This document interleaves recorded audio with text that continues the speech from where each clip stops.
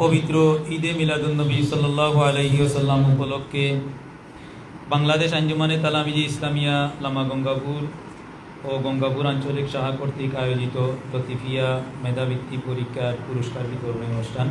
এই অনুষ্ঠানের সভাপতি জনাব লুৎফুল হক বাসির সাহেব, এবং আমি নামটা পড়তেছি এটা বিশেষ কারণে আমি বলতেছি যে এখানে উপস্থিত আছেন, আপনার নিচ থেকে পড়তেছি, জনাব খন্দকার আলী আকবর, জনাব খন্দকার আলী আকবর সাধারণ সম্পাদক উত্তর পেঞ্চুগঞ্জ ইউনিয়ন তালামিজ, জনাব আবদুল্লাহ সাহেব প্রধান শিক্ষক বেলকুনা সরকারি প্রাথমিক বিদ্যালয় এবং উনি তো প্রাথমিক শিক্ষক সমিতির সেক্রেটারি, হাত ভাই আপনি সেক্রেটারি, জনাব ফুয়াদ হাসান ফাহিম সহ সাধারণ সম্পাদক পেঞ্চুগঞ্জ উপজেলা তালামিজ, জনাব আব্দুল মুত্তালিব সভাপতি পেঞ্চুগঞ্জ উপজেলা তালামিজ, জনাব জামিল আহমদ সহপ্রচার সম্পাদক সিলেট পূর্ব জেলা তালামিজ, জনাব সেলিম উদ্দিন সাহেব অধ্যক্ষ মানিকুনা উচ্চ বিদ্যালয় ও কলেজ, আমি আমার বন্ধু মানুষ, জনাব মৌলানা রেজাউল করিম সুপার লামা গঙ্গাপুর জালালিয়া লতিফিয়া মাদ্রাসা, জনাব সুমন আহমদ ইউপি সদস্য ৩ নং ওয়ার্ড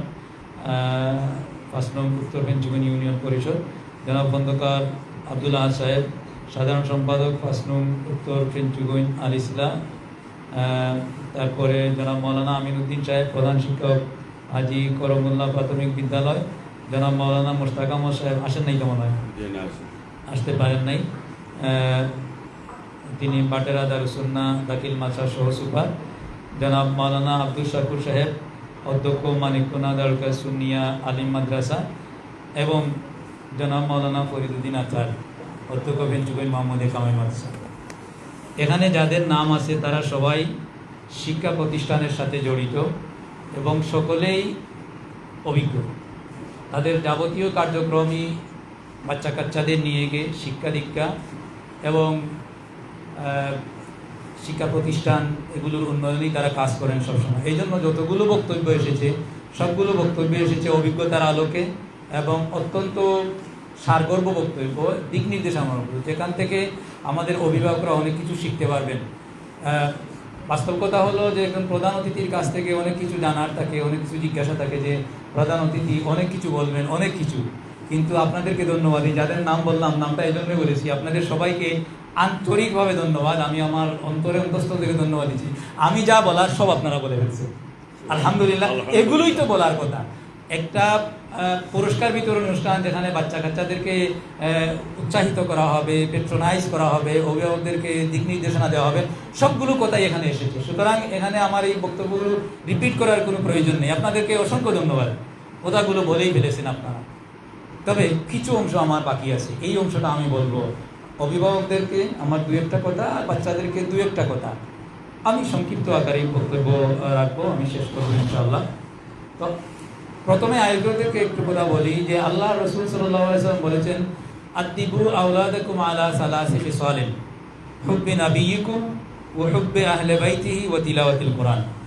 আল্লাহ রসুল সাল্লাম বলেছেন যে তোমরা তোমাদের সন্তানদেরকে 3টি অভ্যাসে অভ্যস্ত করো, 3টি বিষয়ের উপর অভ্যস্ত করো। এটা হলো হুব্বি নাবিয়িকুম, নবীর ভালোবাসা। নবীর ভালোবাসা তাদের মনে মগজে এমনভাবে করো এটা যেন তাদের ফিতরত হয়ে যায়। হুব্বে আহলে বাইতি, নবীর পরিবার পরিজন, আহলে বাইতের যে মর্যাদা, আহলে বাইতের যে ভালোবাসা, এটা যেন তাদের মনে মগজে স্থান করে নেয়। আর তিলাওয়াতিল কোরআন, কোরআন তিলাওয়াত যেন তাদের অভ্যাসে পরিণত হয়। এই 3টা কাজ তোমরা করবা, এটা তোমাদের দায়িত্ব। আল্লাহ পাক বলেছেন কি যে তোমরা তোমাদের বাচ্চা কাচ্চাদের, আমি যে তিলাওয়াত করলাম আয়াতের মর্মার্থ হচ্ছে যে তোমরা তোমাদের বাচ্চা কাচ্চাদেরকে রেখে যাবে, তোমরা মরে যাবে একদিন, কিন্তু বাচ্চা কাচ্চাদেরকে রেখে যাবে অসহায় অবস্থায়। কিন্তু তাদেরকে কোন অবস্থায় রেখে যাচ্ছ সেই অবস্থাটা তোমরা চিন্তা করবা। কি অবস্থায়? শিক্ষিত না অশিক্ষিত, মার্জিত নাকি অমার্জিত, শালীন নাকি অশালীন, ভদ্র নাকি অভদ্র, সামাজিক নাকি অসামাজিক, ধনী না গরিব, সব বিষয়ে তোমাকে চিন্তা করতে হবে। কারণ এই বাচ্চা কাচ্চার রাই বা রাখাল হচ্ছে এই অভিভাবক, এই মা বাবা। সুতরাং মা বাবাকেই যাবতীয় বিষয়ে চিন্তা করতে হবে একটা বাচ্চার বিষয়ে। এই চিন্তা থেকেই আমি এই যে মানিকুনা সুন্নিয়া আলিম মাদ্রাসার প্রিন্সিপাল মহোদয় বলেছেন এবং অন্যান্য বক্তাগণও বলেছেন, সবাই বলেছেন যে মক্তব নিয়ে কাজ করতেছি আমরা। কেন মক্তব নিয়ে কাজ করতেছি আমরা? অভিভাবকদেরকে বিশেষ করে বলতেছি। আপনারা যারা পুরাতন অভিভাবক আছেন, যারা নতুন অভিভাবক তারা হয়তো খুব একটা বুঝে উঠতে পারবেন না। যারা পুরাতন অভিভাবক আছেন বা পুরাতন মায়েরা আছেন, বাবারা আছেন যারা, তারা বুঝতে পারবেন। আমরা যতটুকু দিন ধর্ম শিখেছি, নামাজ কালাম শিখেছি, দোয়া দুরূদ শিখেছি, সব কিছু মক্তব থেকে শিখি নাই? মক্তব থেকে শিখি নাই? সব কিছু মক্তব থেকে শিখেছি। কই মাদ্রাসায় তো এইভাবে নামাজের রাকাত বেঁধে জামাত পড়ানো হয় না, ওইভাবে শেখানো হয় না। আমি মাদ্রাসার প্রিন্সিপালই করি, উনি প্রিন্সিপালই করেন, আমরা জানি সেই সুযোগ হয় না। তো আমরা বাংলা, ইংরেজি, গণিত, আরবি, আকাইদ এগুলো পড়াইতে গিয়ে, তাদের যে ক্লাসের যে সাবজেক্টগুলো এগুলো পড়াইতে গিয়ে তাদেরকে আমরা প্র্যাকটিক্যাল যে পড়াগুলো আছে, তারপরে সম্মিলিতভাবে যে পড়াগুলো মুখস্থ করার যে কিছু কিছু বিষয় আছে, এগুলো কিন্তু আমরা তাদেরকে পড়াইতে পারি না। আমরা সেই সময় পাই না, ইচ্ছা আছে কিন্তু সেই সময়টা আমরা পাই না। আর সে ধরনের পরিবেশ তৈরি করাও যাবে না।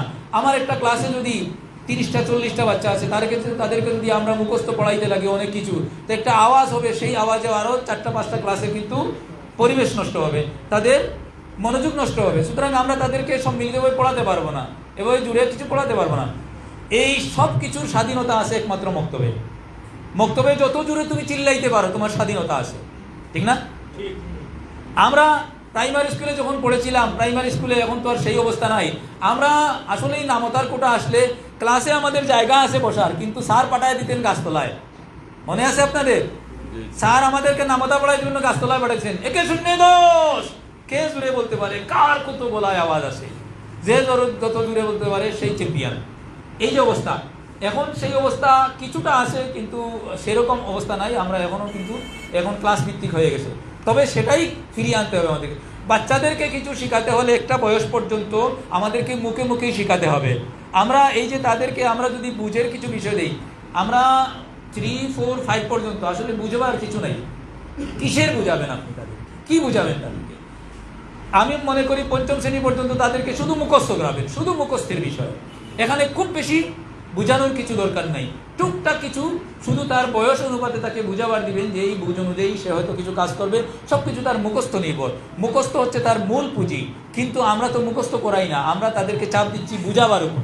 ফলে সে কিন্তু বিরক্ত হচ্ছে, বারবার তার মগজের মধ্যে প্রেশার নিচ্ছে। এই জন্য বাচ্চারা খায় না, বাচ্চারা অরুচি হচ্ছে না, বাচ্চাদের ঘুমের অরুচি হচ্ছে, খাওয়ার অরুচি হচ্ছে, তার স্বাস্থ্য ভাঙতেছে, তার বমি বমি ভাব, তার বদহজম, তার গ্যাস্ট্রিকের সমস্যা, তার পিতের সমস্যা, নানান সমস্যা। সব কিছুর মূলে হচ্ছে আমরা বাচ্চাকে বুঝের বিষয় বেশি চাপিয়ে দিচ্ছি। আমরা যদি বাচ্চাদেরকে সাধারণভাবে মুখস্থ করার জন্য দিতাম, যেন আরও 10টা বাচ্চা যা পড়তেছে তার মুখ দিয়ে যা পড়তেছে, লোড না নিয়ে কম চাপ নিয়ে সে মুখস্থ করতেছে, এরকম যদি দিতাম, তাহলে বাচ্চাগুলো সহজে অনেক কিছু মুখস্থ করে ফেলতে পারতো।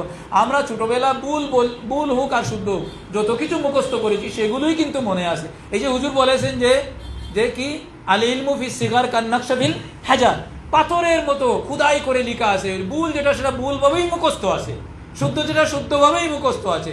এটা কিন্তু আর মিঠে নাই আমাদের। এজন্য বাচ্চাদেরকে আমাদেরকে মুখে মুখে পড়াতে হবে। আপনারা স্কুলে বাচ্চাদেরকে পাঠান কয়টার সময়? 10টায় আসে না? 10টার সময় আসে না? 9টা থেকে শুরু করেন। আপনাদের 9টাকে আমরা 10টা বানাবার চেষ্টা করবো ইনশাআল্লাহ। আমরা যদি কেজি স্কুল এবং প্রিপারেটরি স্কুল এবং প্রাইমারি স্কুল, আমরা যদি এটুকু দয়া করতে পারি যে আমাদের বাচ্চাদেরকে আগে যেভাবে 10টার সময় আমরা যেতাম, 10টায় যদি আমরা টাইমটা নিয়ে আসতে পারি, আর সকালবেলার মক্তবটা যদি চালু করতে পারি। আপনারা অভিভাবকরা যারা আছেন, আমার কথাটা কি বুঝতে পারতেছেন? এখানে আরও বেশি অভিভাবক থাকলে ভালো হতো। আমি মনে করেছিলাম এখানে হয়তো 100-150 অভিভাবক থাকবেন, বাচ্চা কাচ্চা হয়তো 300 থাকবে। বক্তব্য একটা ইউনিক বক্তব্য দেবো, ফাটা একটা বক্তব্য দেবো, যেটা জীবনেও দেওয়া হয়নি। কিন্তু সেই বক্তব্য হয়তো দিতে পারবো না, আপনারা দিয়ে দিয়েছেন। কিন্তু তারপরেও আপনারা মনে রাখবেন, আমি যে কথাগুলো বলছি আপনারা মনোযোগ সহকারে শুনবেন। আপনার বাচ্চা স্কুলে যাওয়ার পরে ABCD ও আ ক খ শিখবে, 1 2 3 এগুলো শিখবে, 1 2 3 4 শিখবে তো সেটা 1 থেকে শুরু করবে, 1 2 3 4, 2তেও 3তেও 4এও 5এও 6এও সব কিছুতে এইগুলি পড়বে। কি পড়ে সে সারা জিন্দিগিতে?